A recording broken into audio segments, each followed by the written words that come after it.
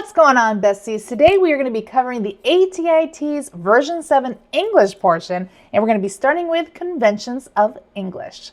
Let's get started. So we're going to start by delving into the nuances of spelling words that contain the combination letters of IE and EI. To kick things off, let's examine words such as achieve, believe, and peace. A common error is to invert these letters, spelling them with I before E, which phonetically might seem more logical. The confusion between IE and EI is a frequent source of spelling difficulties on the T's. A mnemonic that makes it helpful to remember this spelling rule is I before E except after C. It's a useful guideline for navigating these tricky spellings. The word receives, for example, serves as an excellent illustration of the I before E except after C rule, with additional words like receipt, ceiling, deceive, and preconceive being prime examples. However, this mnemonic, while helpful, has its limitations. Relying solely on it leads to spelling errors. And as we continue throughout this entire video, it's going to seem like the English language thrives on being the language of exceptions. More accurately, the I before E except after C guidelines primarily applies when the IE represents a long E sound. So words like receive, receive, receipt, ceiling, deceive, and preconceive all follow this pattern. Are you prepared to explore the exceptions to this rule? Words such as ancient, efficient, science, sufficient defy the I before E except after C principle. The rule falters with these examples because the IE does not produce a long E sound. So going back through phonetically, we can see ancient is ancient, efficient is efficient, science is science, sufficient is sufficient. They don't produce that long E sound. Furthermore, the EI sequence can appear after consonants other than C,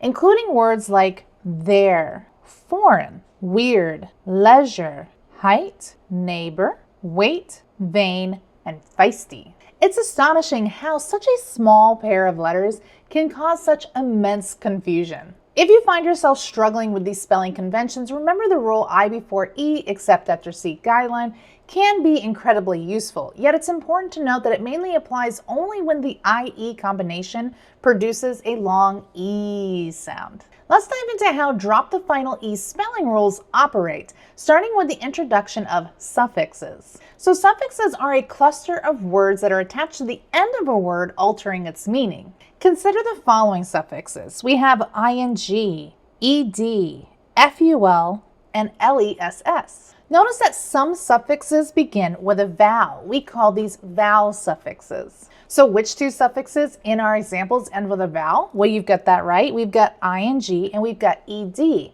They both begin with a vowel. Conversely, we also have suffixes that begin with a consonant, and we call those consonant suffixes. So which of our four examples are classified as consonant suffixes? You're absolutely correct. We have our FUL and our LESS. They both start with a consonant. So here's the guideline. When I have a word that ends with a silent E, we should remove the E before attaching a vowel suffix. Take, for example, the word hope, and consider the suffix FUL added to the end of it, which begins with a consonant. If a word like hope concludes with a silent E, attaching a consonant suffix like FUL doesn't require any alteration to the original word. Observe how when we add hope and FUL, we keep the same integrity of that word, HLPE, FUL. However, the scenario is going to change when we're adding vowel suffixes to a word that ends with a silent E. If we want to add the suffix ing, a vowel suffix, to hope, that E at the end must be removed before we can add it. If you're confused, you can think of it as preventing two vowels from touching each other. Once that E is dropped in hope before we add our vowel suffix, it's going to give us HOPING. We drop the E whenever we are adding a vowel suffix. Let's look at another example. Let's use the word care adding the suffix less. Since less begins with a consonant, it's going to qualify as a consonant suffix. This allows us to merge the words very precisely without having to remove any of our vowels. However, if we wanted to add the vowel suffix ed, ed, to cared, that combination of e and d, it represents a vowel suffix, meaning that we are going to have to drop the e in care before we add our suffix. Are you ready for the exceptions? Let's examine the word notice. When we're adding the suffix able, A-B-L-E, this is an instance when we don't remove the E, keeping it all together as noticeable. This decision is driven by the role of the final E in maintaining a soft C sound. Removing the E would transform the word notice into notic, altering the pronunciation to notic able, which deviates from the intended noticeable. Therefore, we maintain that initial E that we had on the end of notice before we add the suffix. So the exception rule is that we keep the E if the word ends in CE or GE and the suffix starts with an A or an O. Let's consider the G sound as illustrated in the word change. When adding certain vowel suffixes, the E is retained to preserve that soft G sound, as we see in changeable. Without the E, the pronunciation could incorrectly shift to a hard G. However, in changing, the E is dropped because the I following the G ensures that that soft sound is still preserved. Finally, let's explore words like courage and outrage when we add the suffix O-U-S, resulting in courageous and outrageous respectively. In these instances, similar to the word noticeable, we do not remove the E before we add the vowel suffix O-U-S. The reason behind keeping the E in courageous and outrageous aligns with the maintaining of the integrity of the original word, courage and outrage, rather than adhering strictly to that soft C or G sound rule. The E in these cases doesn't serve to soften a preceding consonant, since the preceding letters G in courage and G in outrage are not followed by an E to make a soft sound. Instead, that E is going to be retained to preserve the root word's form and ensure correct pronunciation, as well as recognition of the derived adjective. Thus, when we add O-U-S to courage and outrage, forming courageous and outrageous, the presence of the E maintains the word's flow and aids in conveying the derived meaning efficiently, without altering the base word significantly. Our next rule is to double the final consonant. In certain cases, the final consonant of a word needs to be doubled before appending any kind of suffixes like ed, ing, and able. This occurs in words like run. When we add ing, it becomes running with the extra n. Tripped. With our trip and our ed, we add the extra p to tripped. Jog and ing becomes jogging with an extra g. And hug and able becomes huggable with the extra g. So how do we determine when the final consonant needs to be doubled? Well, this is where the 1-1-1 rule comes into play. The rule is simple. If a word has one syllable, concludes with a single vowel, followed by a single consonant, then the consonant is going to be doubled. Revisiting one of our previous examples, the word run fits this pattern perfectly. It's a single syllable word ending with one vowel and one consonant, necessitating the need to double the N before adding the ing. Now let's consider why the final consonant in certain words isn't doubled by looking at their base forms. So let's take a look at the example dream, for instance. It has one syllable, but it has two vowels. It has E and A before its final consonant of M. So in this case, we would not double the final consonant. We would just add the ing to the end, making it dreaming. Similarly, let's take a look at the word rest. We have one syllable, we have one vowel, but look here, we actually have two consonants. We have S and T, so that does not fit inside our 1-1-1 rule. So when we're adding the suffix ing, we would not double the final consonant, leaving us with resting, R-E-S-T, ing. And then we have our last example, open. So we want to add ed to the word open. Well, in this case, we have two syllables, O-pen. So it doesn't follow our 1-1-1 rule. While it does have one vowel and one consonant at the end, because of the two syllables, it's not going to fit inside of our rule. So when we're adding ed to the word open, it would just be spelled open, O-P-E-N-E-D. So the rule is pretty clear. Only when we have one syllable words ending with a single vowel followed by a single consonant, we are going to double the final consonant. Now for the exceptions. there are letters that are going to shy away for the doubling spotlight. These are H, W, X, and Y. They prefer to stand alone so that you won't see them doubled whenever we are adding a suffix. So some prime examples of this that you'll see on the T's is a word like mixing, where it's M-I-X-I-N-G and not doubling that final consonant of M-I-X-X-I-N-G. Play plus able becomes playable and not playable with a double Y. Brew plus ing becomes brewing, not brewing with another W. And words ending usually in H don't typically follow the 1-1-1 rule. Changing the Y to an I is one of the most complex topics to discuss when it comes to spelling rules. I'm going to break each concept down to help you understand when we should follow this rule. First, we're going to start with one of our exceptions, final Y plus ing. This rule is pretty straightforward. When adding an ing to a word that ends in Y, we want to retain the Y. Take copy and enjoy, for example. Adding ing to these words doesn't involve altering that Y. You're simply just adding ing. The rationale for keeping the Y intact is to avoid creating a double I sequence,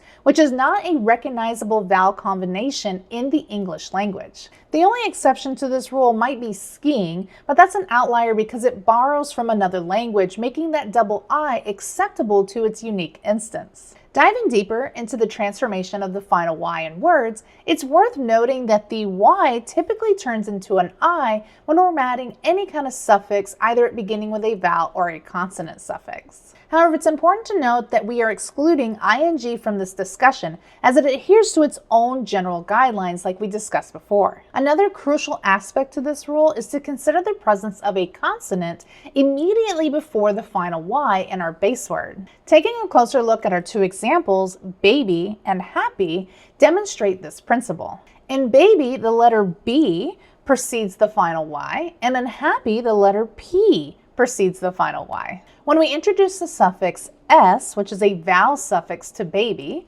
and ness, which is a consonant suffix to happy, the preceding consonant follows the conversion Y to I upon the addition of these suffixes, illustrating the rule in action. And then lastly, we're going to talk about when we don't change the Y to an I. We won't be converting the Y to an I before appending a suffix when the Y is preceded by a vowel.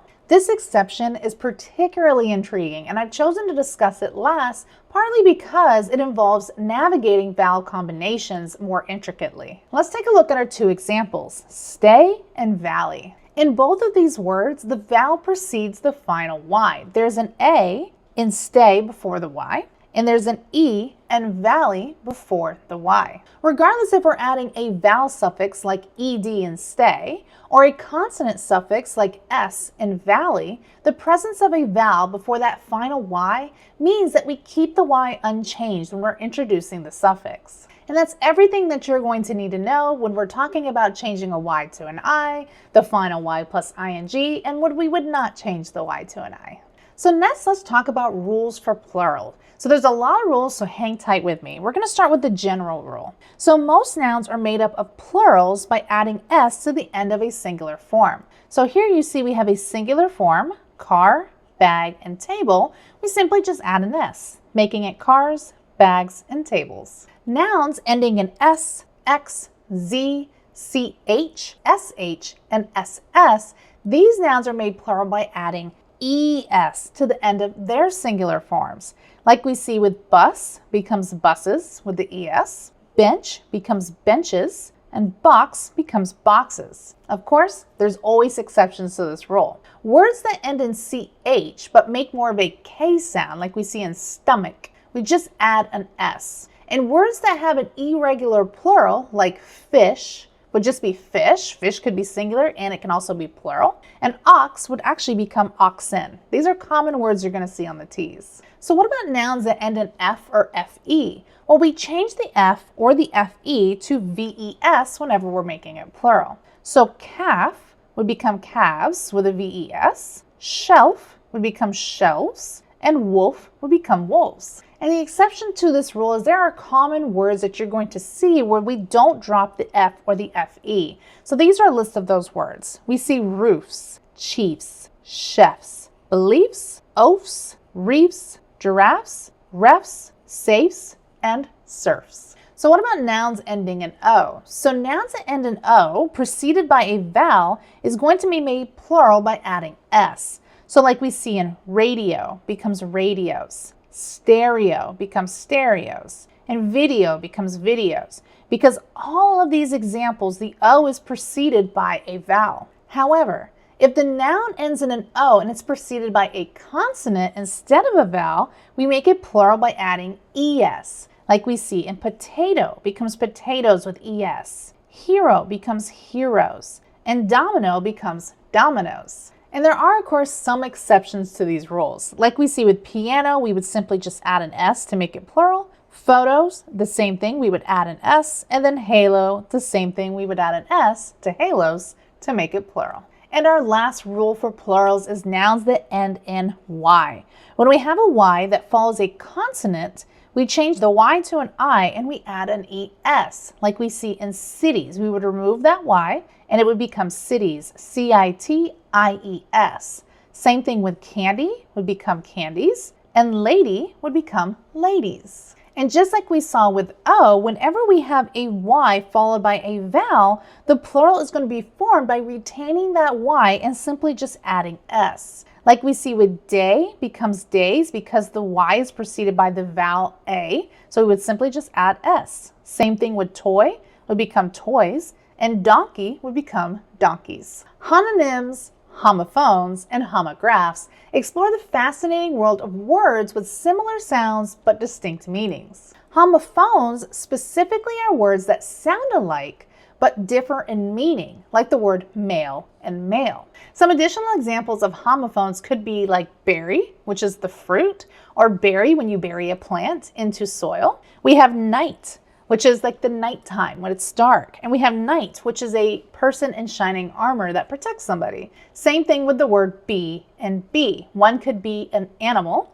a little bee, and one is just the word be. Each pair of these words share the same pronunciation, yet each word carries its own unique meaning. Homographs are words that share the same spelling but carry different meanings. A classic example of this could be bow, like an archer's bow, and bow, which is to bend forward at the waist, and bow. Additional homographs could be wine, which is to turn, or wind, which is a breeze. Live is to exist, and live is occurring in real time. Wound could be like an injury, or wound could be the past tense of wind, as well as lead, which is to guide someone, or lead, which is a metal. Despite having identical spelling, each one of these words conveys a distinct meaning. So a helpful mnemonic for distinguishing between homophones and homographs lies with their Greek roots. Phone, which denotes sound. So whenever we're talking about homophones, the words are going to sound the same, but they're going to have different meaning.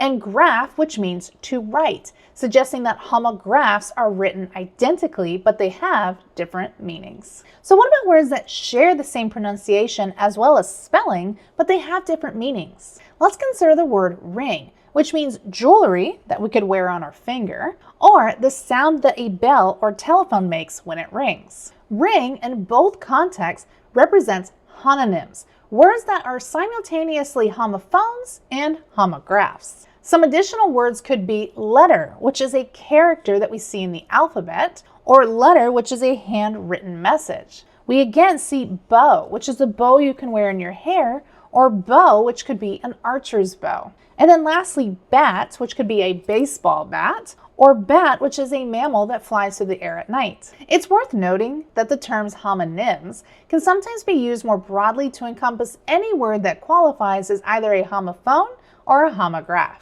Next, let's talk about standard English punctuation. I'm going to cover 13 fundamental punctuation rules that you are going to need to know in order to pass the ATITs. Starting with rule number 1, every declarative sentence should include a period, also known as a full stop. For example, she loves chocolate, period. He is my best friend, period. My dad wants to go to a restaurant for dinner, period. We have a meeting in 2 hours, period. It's important to remember to punctuate every declarative sentence or statement with a period. Rule number 2 is to always capitalize the first letter of a sentence. For example, she loves chocolate. She is capitalized because it's the first letter of the sentence.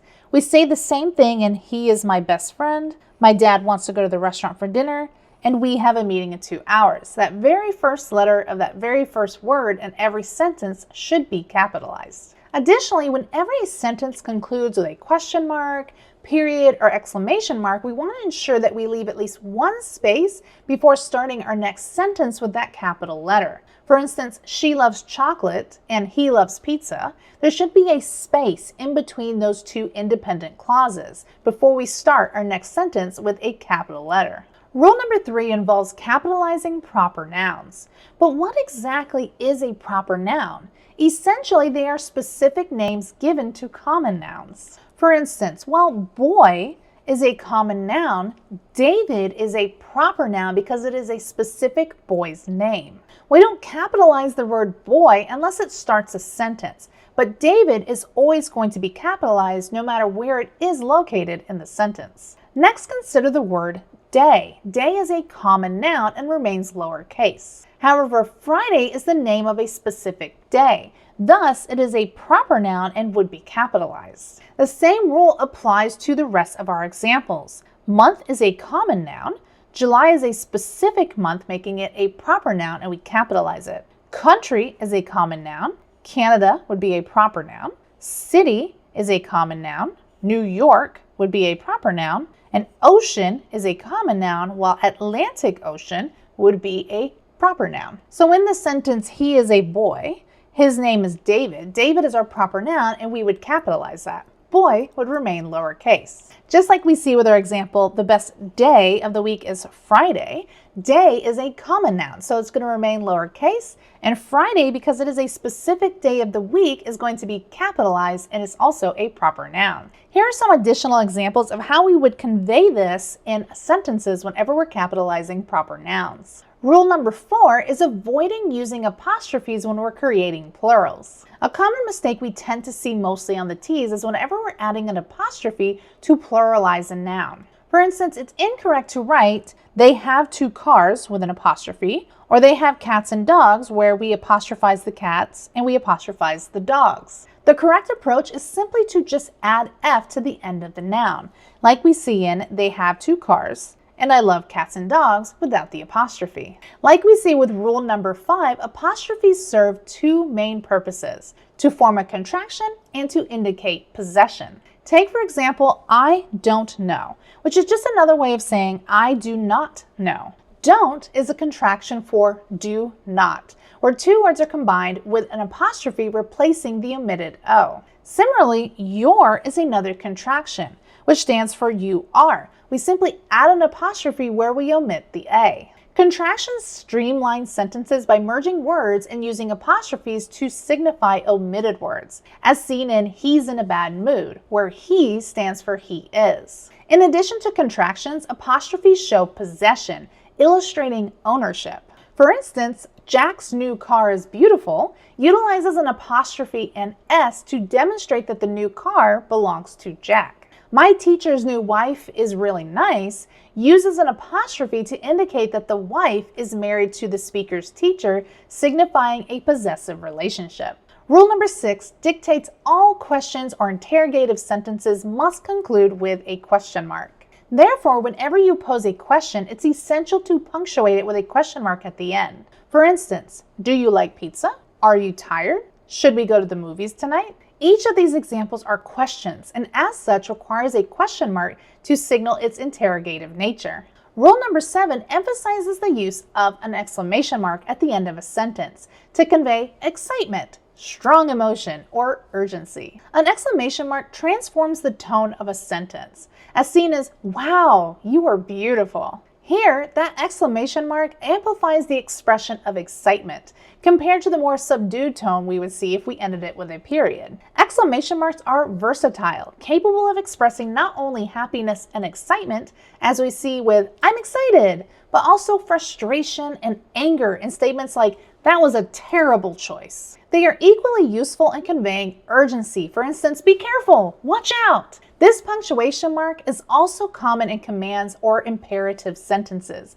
potentially adding emphasis or authority to directives like "sit down." Although a period could technically conclude these sentences, opting for the use of an exclamation mark is going to elevate the intensity of the emotion or command that is being communicated. Rule number 8 involves using comma to delineate items in a list comprising of 3 or more elements. For instance, when mentioning only 2 items, such as "I bought coffee and tea," no comma is necessary because it's only 2 distinct items. However, when the list expands to 3 or more items, commas come into play here, such as we see with "I bought coffee, tea, and milk." We need to make sure we add the comma behind each one of those examples, coffee and tea. The use of a comma just before the conjunction and or in such a list is known as the Oxford comma. While some people do prefer to skip the Oxford comma, others advocate for its use, arguing that it enhances the clarity by distincting separately each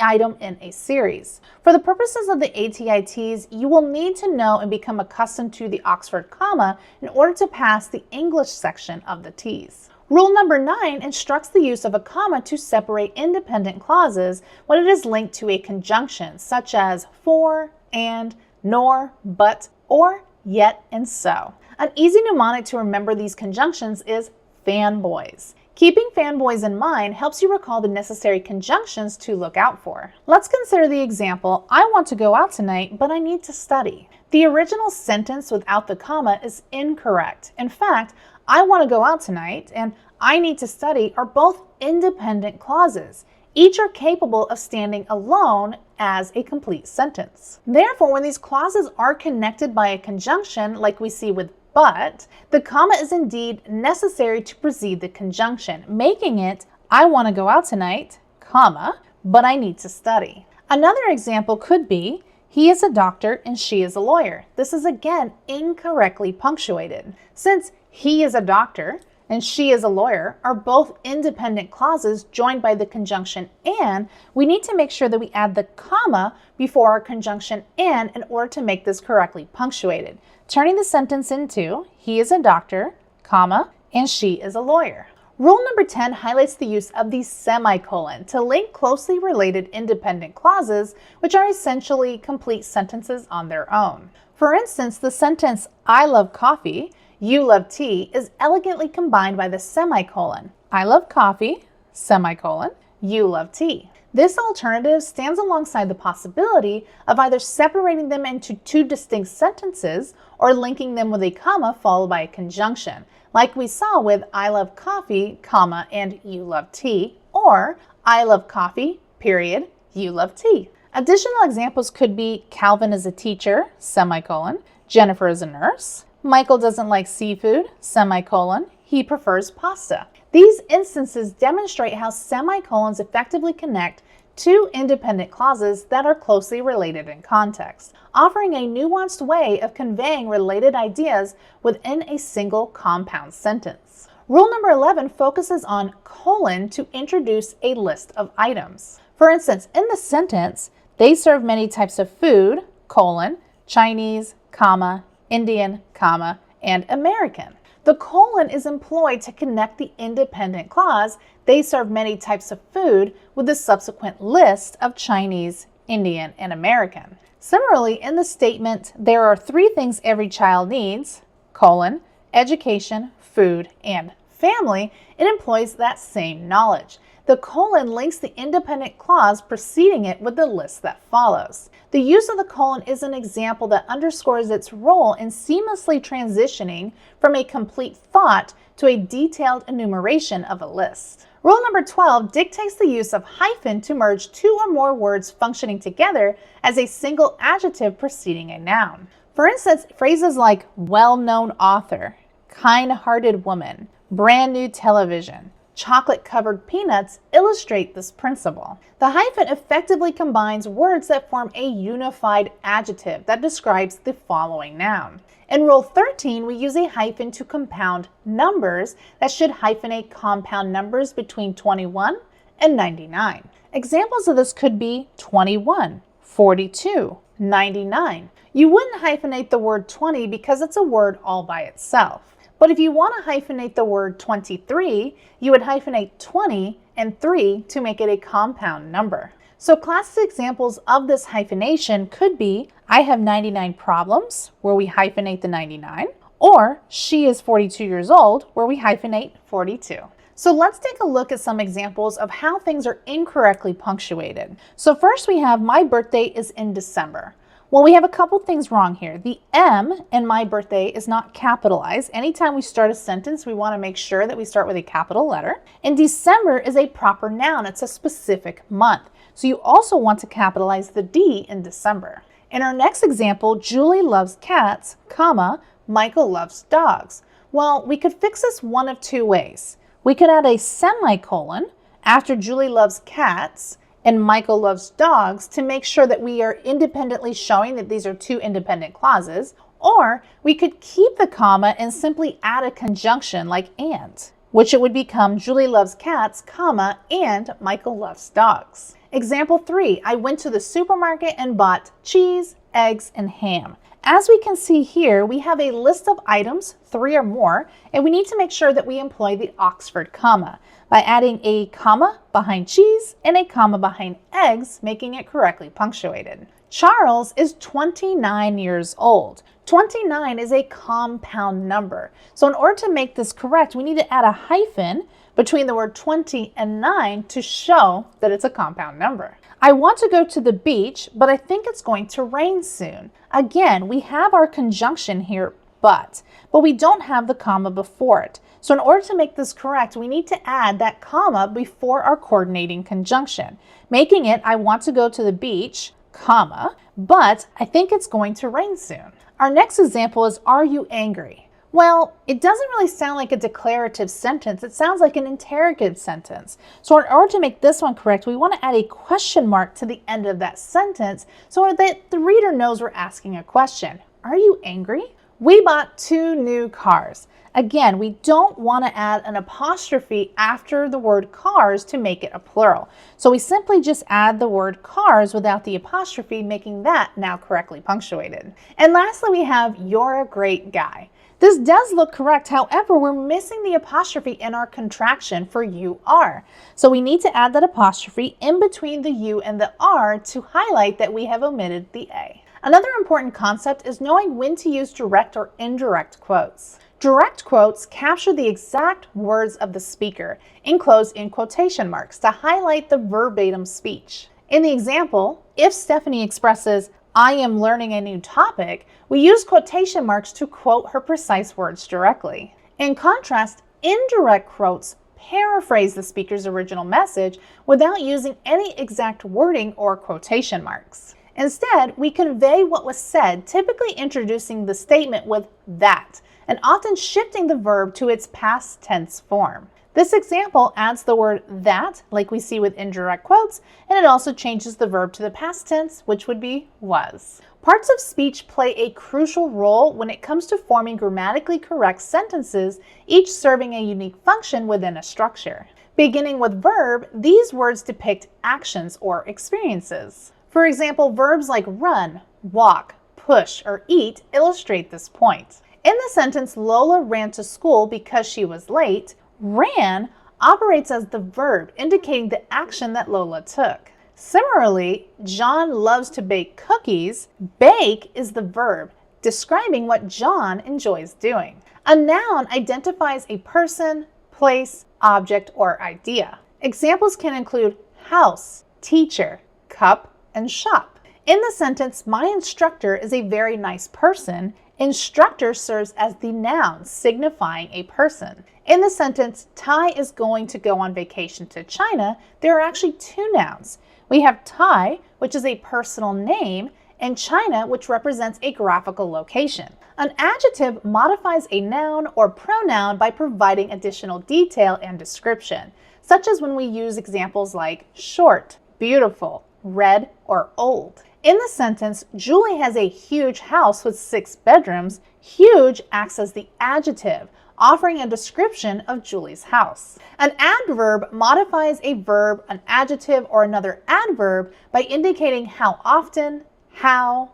where, or when. Examples can include slowly, yesterday, and always. In the sentence, Lola is always late for school, always serves as the adverb indicating the frequency of Lola's tardiness. It's also worth mentioning that late can function as both an adverb and an adjective. In the phrase, last night I slept really well, last night acts as the adverbial phrase, specifying the time when the action occurred. A pronoun is a word that substitutes the name of a person, place, object, or concept within a sentence. Examples can include I, she, our, they, and it. For instance, in the sentence, Becky is my friend, she always helps me with my homework, she is used as a pronoun taking the place of Becky. In you can visit the shopping center at 1 o'clock, you serves as the pronoun referring to the person being addressed. An interjection is a word or phrase that expresses strong emotion or surprise and is frequently accompanied by an exclamation point. Examples could be wow or oh. In the example, wow, the view is amazing. Wow functions as the interjection, indicating a reaction of amazement. In hey, I haven't seen you in a long time. Hey is the interjection used to greet or attract attention. A conjunction links words, phrases, or clauses within a sentence and uses words like and, but, although, and or. For instance, in I like to watch television and eat popcorn, and serves as the conjunction connecting the two activities. In my friend is very loud, whereas I am very quiet, whereas acts as the conjunction, contrasting the two different characteristics. Prepositions indicate location, time, or direction and are placed before a noun or a pronoun. Examples include under, above, in, or during. In the sentence, the cat jumped over the box, over functions as the preposition, specifying the direction the cat jumps relative to the box. In get into the car quickly before you're late to school, into is the preposition, describing the movement towards being inside the car. Next, let's talk about subjects, predicates, and modifiers. The subject and predicate are two essential components of a complete sentence, which is divided into two main parts. The subject, which is the naming part, and the predicate, which is the telling part. To indicate how a subject and predicate work together to form a complete sentence, let's delve a little bit deeper. The subject or the naming part identifies who or what the sentence is focusing on. For example, in Angel played football, the question, who is this sentence about, points to Angel, who is the subject, highlighting that the sentence revolves around Angel. Similarly, in The Watermelon is Green, asking about the subject of the sentence reveals the watermelon is the subject, indicating that the sentence is concerning this watermelon. The predicate forms the second essential element of a sentence, detailing the actions or the state of the subject. In similar terms, it explains the activities or conditions associated with that subject. For example, consider the sentence, Mr. Smith lost his dog. The segment reveals Mr. Smith's action. What did he do? He lost his dog, which serves as the predicate. Similarly, in the sentence, a bee buzzed around me functions as the predicate as it describes what the bee is doing. To construct a complete sentence, you must include both the subject and the predicate. Missing one means that the thought remains incomplete. For instance, with only the subject, the pig, the statement lacks clarity about the pig's actions or characteristics. Was the pig small and adorable, or did the pig leap into a mud puddle? Without further information, it's really impossible to tell. Likewise, like a lone predicate, deep and cold, leaves us guessing what the subject is. Could it refer to the ocean's depth and chill, or perhaps it's talking about the wicked witch of the West's heart? Who knows? These examples show the necessity of combining both the subject and the predicate to form a coherent and complete sentence. A modifier is a word or phrase that provides additional details about another word or phrase. Take the simple example, I have a truck. By introducing a modifier, it becomes I have a gray truck. Here, gray serves as the modifier, enriching the noun truck with descriptive detail. Both adjectives like gray in this example and adverbs can act as modifiers. Next, let's talk about complement. There are two primary types of complement. We have subject complement and object complement. Subject complement can be broken down into three parts: a noun that renames the subject, an adjective that describes the subject, or it follows a linking verb that connects it to the subject. For example, in Melissa is a teacher, teacher is a noun that serves to rename the subject Melissa, making it a subject complement. And he is handsome, handsome is an adjective describing he, thereby functioning as a subject complement. And she is respected by her students, respected is an adjective that describes she, indicating again that this is a subject complement. An object complement can be a noun, adjective, or phrase that provides additional details about the direct object and typically follows it in the sentence. For instance, in "They call Melissa genius," genius is an adjective that describes the direct object, Melissa, making it an object complement. Similarly, "They find him intelligent" features intelligent as an adjective describing him, thus making this an object complement. In any "Consider her admirable," the adjective admirable describes her, identifying it as an object complement. It's important to remember that a subject complement renames or describes the subject, and an object complement enhances the understanding of our direct object. We talked a lot about independent versus dependent clauses. Now let's see how we break them down so we can further that understanding. A clause is a group of words that has a subject and a verb. So starting with independent clauses, it's exactly what it sounds like. An independent clause is a complete thought. It leaves no room for interpretation. In our example, the cat is sleeping. Cat is our subject and sleeping is our verb, and it's also a complete thought. The cat is sleeping. Got it. Whereas with a dependent clause, we need more information in order to complete it as a complete sentence. In our example, when the cat is sleeping, we know the cat is the subject, sleeping is our verb, but it's not a complete thought. When the cat is sleeping, what? What happens to the cat? Do they get a restful sleep?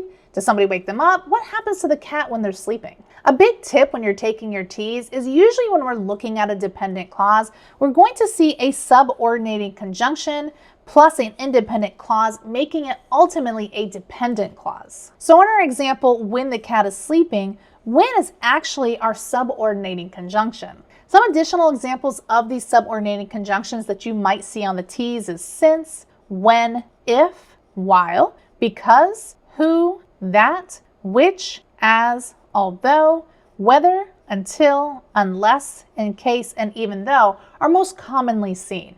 So if you're trying to figure out the difference between independent and dependent clause, if you see this subordinating conjunction prior to your independent clause, you can automatically assume that it is a dependent clause. Next, let's talk about simple, compound, and complex sentences. So starting with simple sentences, it is one independent clause, which means we are only going to have one subject, one verb, and it is going to be a completed thought. In our example, Grace opened the door. Grace is our subject and open is our verb. It's a completed thought. Grace opened the door. Fantastic? Got it. Next, we have a compound sentence. And what compound sentences do is they link two or more independent clauses together by joining them with a coordinating conjunction.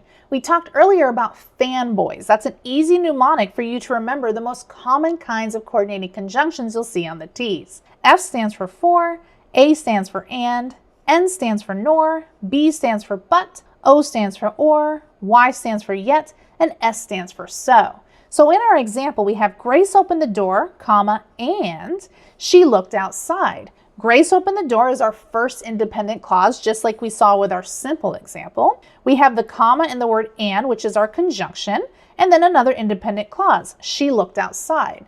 So again, a compound sentence is when we're linking them together. We're going to have a comma in between those two independent clauses, and we have to have a coordinating conjunction after that first complete thought, our independent sentence, in order for it to be considered a compound sentence. So lastly, we have complex sentences. This is a combination of one independent clause and one dependent clause. Remember, dependent clauses are not a complete thought. They cannot stand on their own. You have to have additional information in order to complete it. So in this example, you're going to see comma use, but no coordinating conjunction examples. So for example, when he won the award, comma, everyone cheered. Everyone cheered is our independent clause. It's a complete thought. And when he won the award is actually our dependent clause. Remember, whenever we have any kind of subordinating conjunctions starting a sentence, we know that it's most likely going to be a dependent clause. So again, when he won the award, our subordinated conjunction when plus he won the award is our independent clause. Everyone cheered is our independent clause because it is a complete thought. So let's take a look at some examples. Lola knew lots about elephants. This is a simple sentence. We have our subject Lola, we have the verb knew, and it forms a complete thought. Lola knew lots about elephants. Next we have, although Calvin is running late, he seemed relaxed.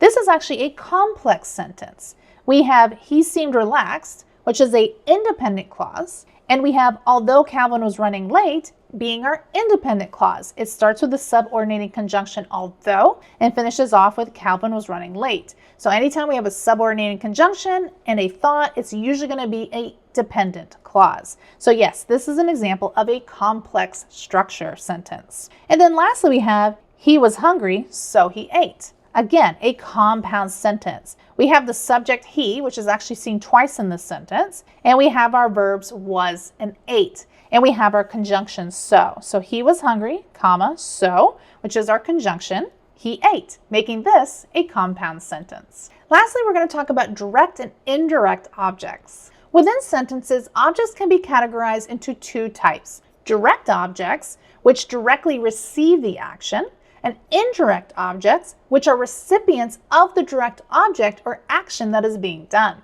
So a direct object is a noun, noun phrase, or pronoun that directly experiences the action of the verb. It answers the questions what, who, and whom regarding what is receiving the action. So for example, in the sentence, Bobby threw pebbles at the pond, asking what did Bobby throw leads to the answer pebbles, making pebbles the direct object. So in a sentence featuring a direct object, the presence of an indirect object is optional. Take for example, I received the parcel. When asking, what did I receive? The answer is parcel, indicating that parcel is the direct object. This sentence does not contain an indirect object, illustrating that it is a direct object that is present. An indirect object is a noun, noun phrase, or pronoun that is the recipient of the direct object or action that is done. It responds to questions like at whom, to whom, for whom, and from whom, and is often follows a preposition. Another important thing to note is that an indirect object cannot exist without a direct object in the sentence. For example, she passed the ball to Kathy. Asking to whom the ball was passed reveals Kathy as the indirect object, indicating that the action is intended for Kathy because it is positioned after the preposition to. I hope that this video is helpful in understanding everything you're going to need to know when it comes to conventions of English. If you have any additional questions, make sure that you leave them down below. I love answering your questions. Head over to nursejunkstore.com where there is a ton of additional resources that are available to you to help you pass those ATITs exams. And as always, I'm going to catch you in the next video. Bye!